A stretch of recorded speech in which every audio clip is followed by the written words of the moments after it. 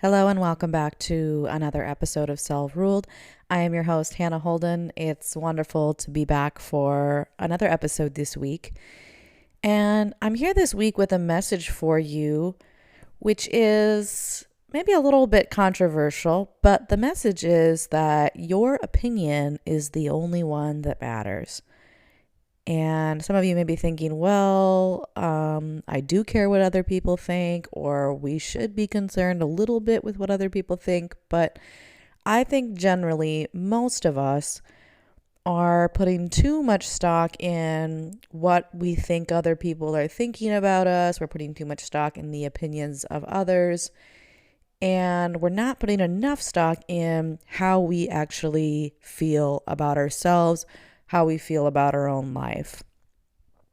I am a firm believer in the idea that it doesn't matter how your life looks to other people. What matters is how you feel about it. And I was thinking about this quote because it fits so perfectly with the message that I want to share today. There is a quote by Maya Angelou, and she says, "Success is liking yourself, liking what you do, and liking how you do it." And I think this is so perfect for the message today because really it just doesn't get more simple than that. I think a lot of times we overcomplicate everything. We think that we have to go on this intense journey to find the answers to every possible question about ourselves and whether or not we're doing what we're supposed to be doing, whether or not we're on the right track, all of those things. And when you boil it down to that simplicity of what Maya shared, it's so powerful because I don't think it gets more complicated than that. So starting with that first one, liking yourself, I feel like this is so critical. A lot of times we rush to figuring out what we're supposed to be doing, who we're supposed to be dating, what type of life we're supposed to be building. But really, it starts with us. It starts with how we feel about ourselves. And liking yourself is about how you see yourself, not how other people see you, but how do you see yourself? Because if you don't see yourself in a positive way, if you don't see yourself as whatever it is, smart, beautiful, full of potential, whatever it is, then what does it matter what other people think about you? And I thought I'd share just a quick story. So this must have been like a week or two ago. I was going to the gym in my building, and in my apartment building, there's an elevator, and I was taking the elevator up after going to the gym. And I've been working out my whole life. I love going to the gym. I love lifting weights. It makes me feel good, makes me feel stronger. And I get on the elevator. There's a guy on there with me, and I have my headphones in, and he taps me on the shoulder. And I take my earpod out and he says, "I have some advice for you." And I'm thinking, where's this going to go? And he says, "You do not need to work out at all. You are perfect the way that you are." And I think that it was really sweet and definitely well-intended compliment about my physique. And luckily I am mature enough, old enough, whatever you want to call it, wise enough to know that he meant that as such a compliment and some reassurance, because I think sometimes when some men see women working out, they assume that they're dissatisfied with themselves in some way. That's not how everyone thinks, right? But that's how some men might think. And I kind of laughed when I got back up to my apartment because I'm just thinking, man, our whole lives we're kind of told by other people what's attractive about us, what's not attractive about us, how we're doing things the right way, the wrong way. You're too heavy, you're not heavy enough, you're too curvy, you're not, it's just, and depending on, my whole life dating men, different men like different things. There's this guy in the elevator who, probably likes me, this like more curvy, side of the spectrum. And then there's other men who, that's not their cup of tea, and that's fine. But it doesn't matter. The whole point of why I'm telling this story is it doesn't matter what other people think. Because even if other people think I look amazing, or maybe someone else thinks I need to lose weight, whatever, it doesn't matter. It matters how I see myself and what I feel about myself. Do I like what I see when I look in the mirror?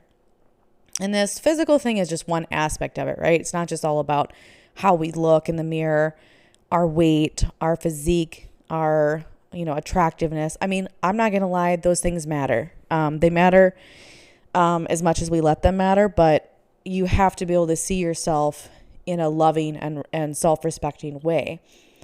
So kind of coming back to this idea of how you see yourself, that's what matters more than anything. It doesn't matter if the guy in the elevator thinks you're perfect.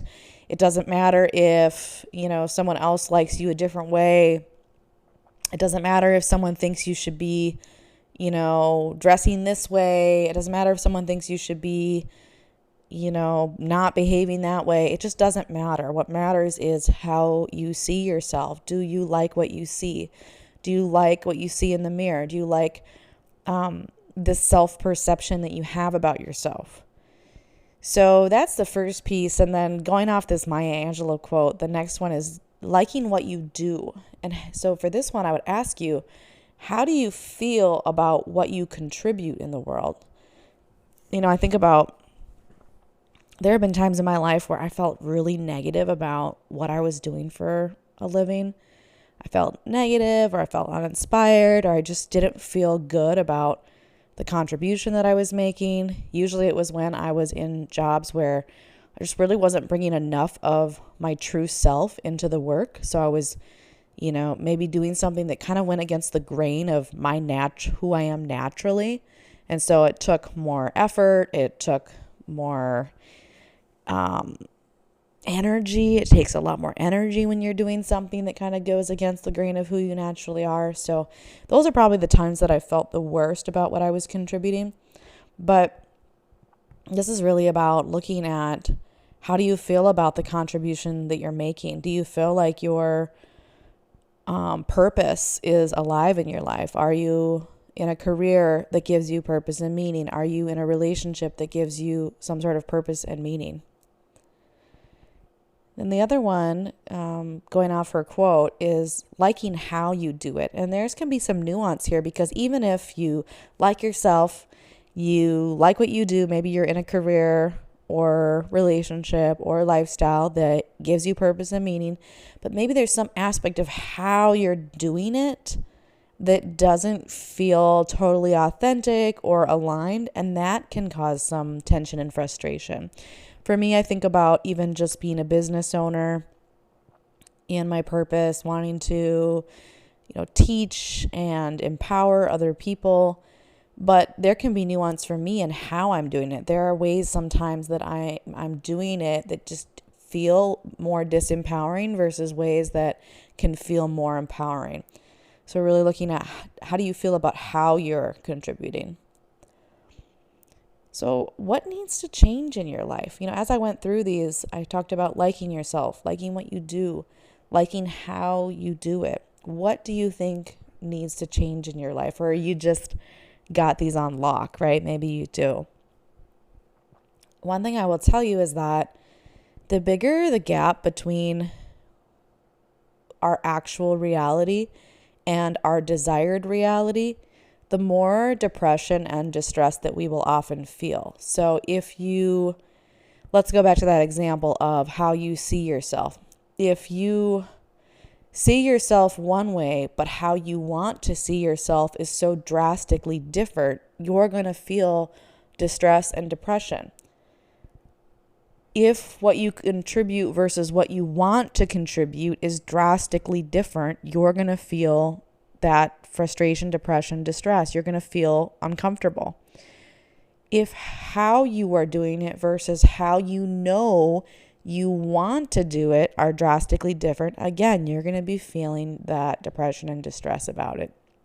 So something to think about, the bigger that gap, you're going to have a decision to make. You have two options. You can change the way you see things, or you can change the situation.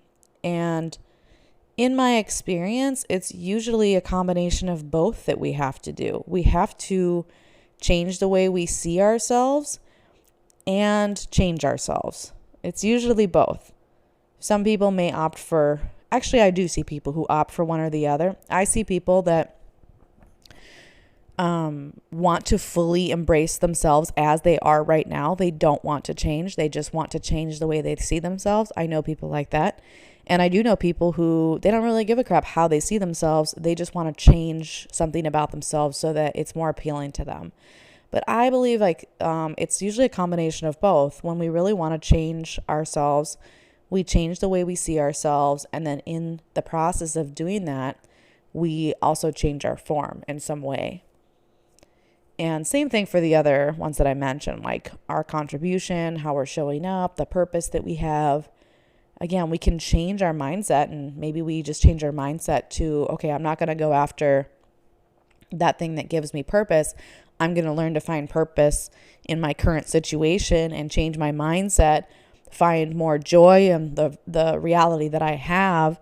But the ironic thing is that even if you decide to put the energy into changing the way you see things, as Wayne Dyer says, when you change the way you see things, the things you look at change. So change the way you look at things and the things you look at change. So they often have this ripple effect where it starts in the mind and changing the way you see yourself, your life, what you're contributing, how you're contributing.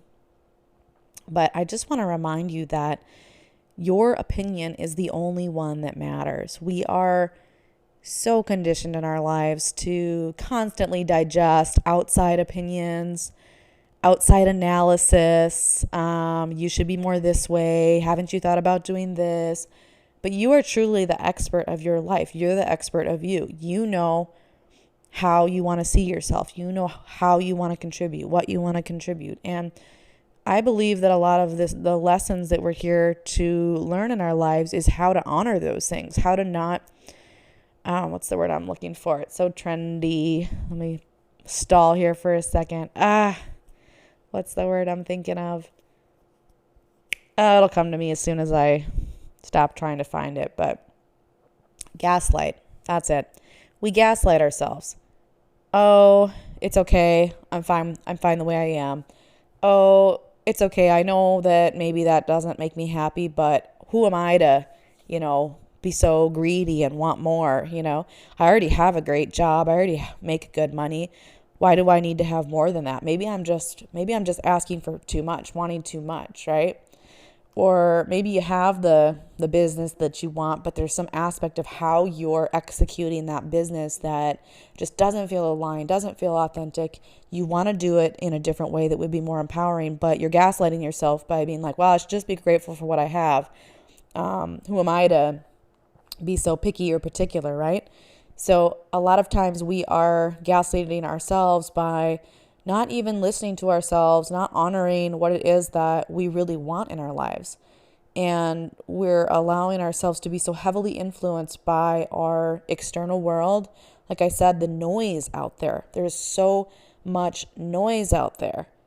There's so much distraction and noise, and it can be disempowering when we're allowing ourselves to be so heavily influenced by those things instead of returning to our core, our center, what we know to be true within ourselves, our own opinions. Our opinions matter.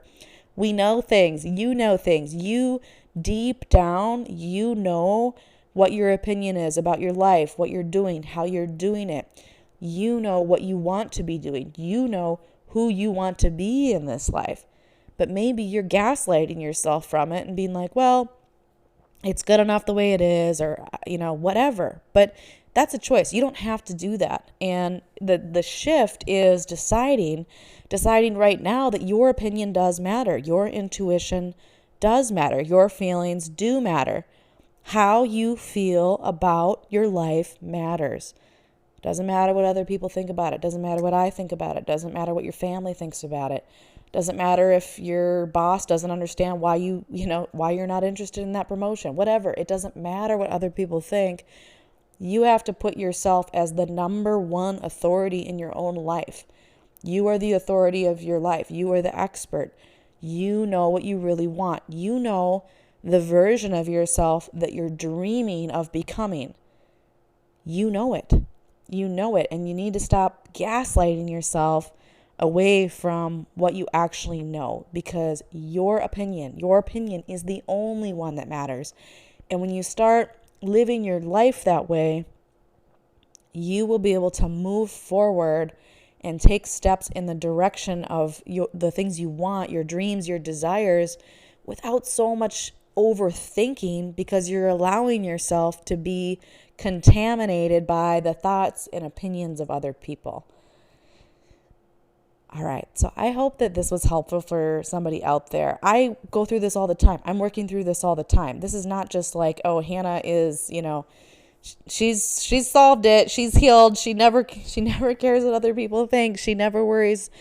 But I will say that I've made great strides, and I care a whole lot less. I care mostly about how I'm feeling about what I'm doing. I care mostly about how I feel about my life. And when I notice that I'm not feeling great about something, I have to ask myself, do I need to change what I'm doing, or change how I'm thinking about what I'm doing? All right. Well, I hope that was helpful. I'll see you next time.